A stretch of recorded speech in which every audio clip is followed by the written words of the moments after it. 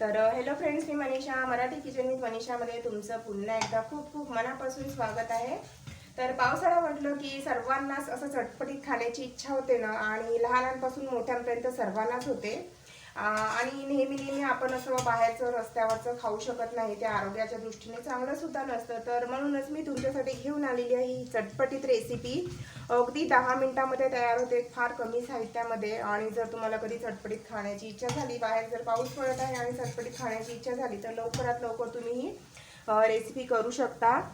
तर फुल रेसिपी लवकरच मी माझ्या चॅनलवर अपलोड करणार आहे. जर तुम्ही माझ्या चॅनलला आतापर्यंत सबस्क्राईब नसेल केलं तर लवकर जा आणि सबस्क्राईब करा मराठी किचन विथ मनीषा या चॅनलला. आणि तुमच्या फॅमिली फ्रेंडसोबत सुद्धा ही रेसिपी नक्की शेअर करा. फुल रेसिपी लवकरच मी अपलोड करणार आहे, तेव्हा बघत राहा मराठी किचन विथ मनीषा. आणि लाईक करा, शेअर करा.